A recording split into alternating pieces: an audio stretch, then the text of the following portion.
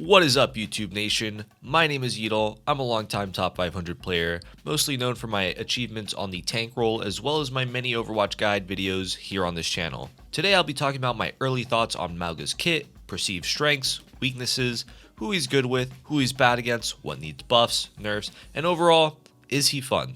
First, let's talk about the dual miniguns. You got left gun and you got right gun. They have actual names in the lore, but let's be real here. It's left gun and right gun. So how it works is left gun lights people on fire while the right gun deals critical damage to the people on fire. Intuition tells you to shoot both guns at the same time all the time, but that's not what you're supposed to do. The hero design team actually did a great job of adding some depth here. Shooting both guns gives you the highest damage per second across the tank roll, but it also makes the spread incredibly inaccurate. This catch limits its usefulness to shooting tanks, shields, and anyone in kissing range, which I won't lie is pretty fun to do. When you're not barrel stuffing the enemy, it's generally better to fire one gun at a time for improved accuracy. You'll start with left gun to light players on fire, then switch to right gun to deal crit damage. Rinse and repeat. It's pretty basic, but once you get the hang of that, it becomes a fun little minigame of juggling all three ways of shooting to maximize your damage output. Hats off to the devs for that one. Now, let's get some complaints going. The biggest complaint I have is that despite single fire improving accuracy, shooting squishy heroes generally feels terrible. From my understanding, you have to hit 10 bullets to light a target on fire, and you only have a small window of time to do it. So your aim can be perfect, but if you miss a few shots or get bad bullet spread RNG, then it just feels like you're using a pea shooter. I hope that going forward, they decide to tighten the spread or increase the window of time to trigger flames. Next on the list, we'll talk about his overrun ability, aka Charge 2.0. This ability is so fun to use, and it's definitely one of Mauga's highlights. My first thoughts when using it is that they added a race car to Overwatch. He kind of just zooms in and can turn unexpectedly fast. But the best part by far is the last bit where you literally just Goomba stomp someone. At first, I found it annoying how difficult it could be to sweet spot someone, but honestly, that's just a skill issue. The challenge is what makes it rewarding. It very rarely leads into a kill confirm like Reinhardt's pin would, which fair enough, it's already better than pin in a lot of ways. However, it is a bit disappointing that even a nano stomp doesn't kill. And while we're critiquing Overrun, here's another one. Not having CC immunity on the windup is pretty lame. It makes reactively outplaying stuns not a viable option, and rewards players who stun just for getting lucky. I'd like to see this interaction get changed to give CC immunity all throughout, and maybe in exchange a slightly longer windup. Next on the list, we're going to talk about the ability that makes Mauga, as a shieldless, matrixless tank, somewhat viable. Cardiac Overdrive, or as I like to call it, Cardiac Arrest. He and his allies in radius take reduced damage and heal while dealing damage. Now the problem is, this highly incentivizes just shooting the enemy tank, because even with terrible weapon spread or aim, tanks are hard to miss, and almost always guaranteed to heal Mauga multiple health packs. On top of that, like I mentioned earlier, he out damages all the tanks when you let him shoot both guns. This part of his gameplay leaves very little room for skill expression and is by far the biggest problem with how he plays.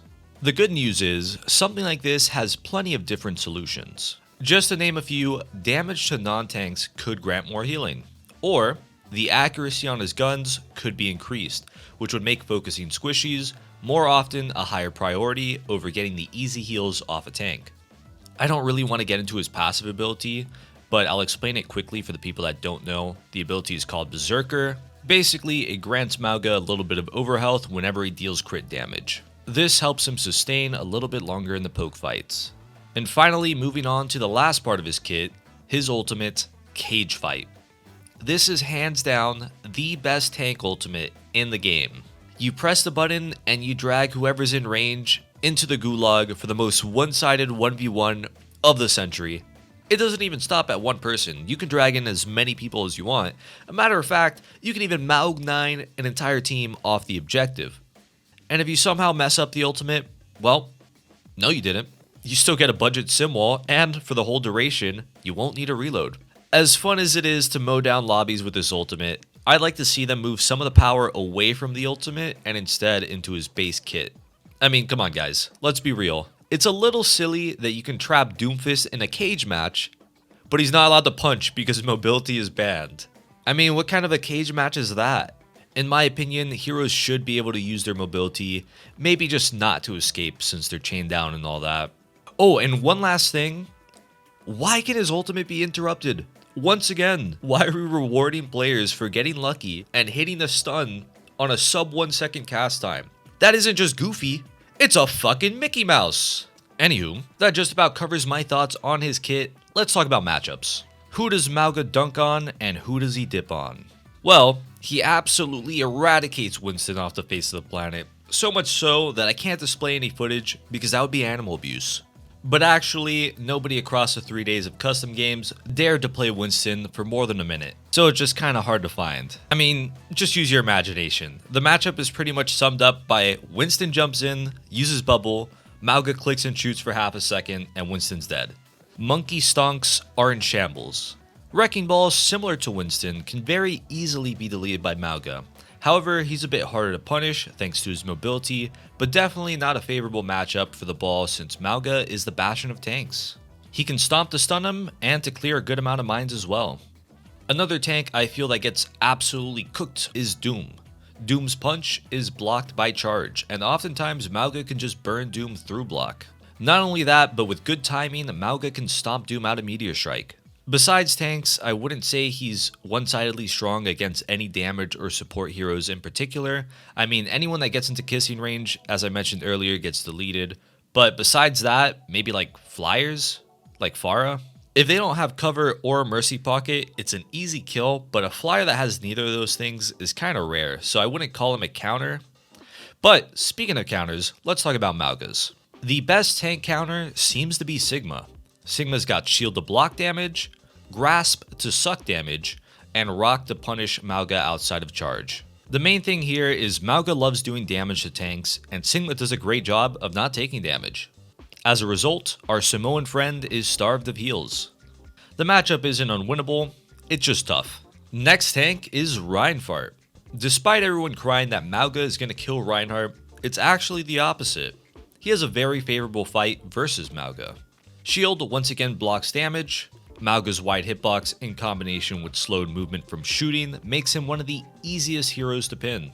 And as of this playtest, Mauga only wins the pin trade if he charges well in advance. If Reinhardt catches him during the windup, they don't trade, oddly enough, Reinhardt just gets it. And lastly, Shatter is usually free, but also in combination with Shield, he's one of the few heroes that can survive Mauga's cage fight without help. The rest of the tank matchups generally favor Mauga, but can vary with team comps. Moving on to the damage roll, I'd predict his biggest struggle is going to be versus snipers and Sombra. I didn't get the chance to play against too many snipers in the private lobbies, but it's kind of a no-brainer considering he doesn't have a shield for him or his team, and he lacks the vertical mobility to chase them from high ground to high ground. Sombra's ultimate also just flat out deletes his.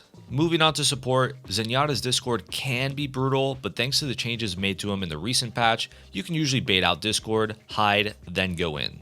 By far the biggest and most criminal Mauga counter is gonna have to be Ana. Easiest sleep and nades possible, and there's nothing the Mauga player can do other than hope to have a Kiriko that cleanses one of the two abilities. With that, I think we covered most of the main matchups, so now let's talk about what he may synergize with. For starters, he deals crit damage off anyone Ashe dynamites. I don't think this is a must-have combo, but definitely good enough to mention. Aside from that, he works really well in brawl or dive-like comps. Close quarters is just where you're getting the most out of him for the reasons I mentioned earlier. One of the best damage outputs, and healing off of it. You can still play the range versus most comps, but it won't always be favorable. That being said, as of this playtest, he's kind of a tank buster tank, so it seems like the best combos are other tank bullies like Mei, Bastion, and Reaper. As far as supports, like I said earlier, it feels almost required to have a Kiriko if he's up against an Ana. Lucio's speed can help enable him to walk over people, but also having an Ana of your own is great since he's a top tier nano target. But just in general, she's great for making the enemy tank regret queuing Overwatch after finishing their depressing 9 to 5 shift for the day. Overall, his ultimate has a lot of synergy with other area of effect ultimates. I won't even bother to list them. It's just a better Graviton Surge, so whatever works with that probably works with the Gulag. So finally, let's wrap it up. I had a lot of people ask me how strong is he balance wise, and my answer is if release Kiriko is like a 10, he'd be like a 7, maybe an 8, just because his ultimate is S tier. He has very strong strengths and very extreme weaknesses. I can see him being broken on Flashpoint because of close quarters and ults just straight up winning fights, but also generally good on flat maps like King's Row, just never played on maps with snipers or extreme high grounds like Havana or Dorado. I think he can definitely use some buffs to his base kit and maybe a nerf to the ultimate, or just nerf his counters, because it really is a shame that one Ana is all it takes to make this tank borderline unplayable. That being said, on the funness scale, I say he's a solid 7 out of 10. I like the general idea, but like I said earlier, it would help a lot if shooting non-tanks was better rewarded. Any bozo could just shoot a tank all day. It doesn't take skill, it's not impressive, and there's only one to shoot at, so hoping to see that get changed a bit. The good news is this was just a playtest. Mauga doesn't release until next season, which means nothing is final and it's all subject to change, so don't be upset that they didn't make him perfect the first time. This is the time for feedback, and this video is pretty much my feedback. Let me know down in the comments what you guys think about Mauga, what's fun, what's not, what changes would you like to see, and that's pretty much going to be it for this video. As always, thank you for watching, and good luck on the grind.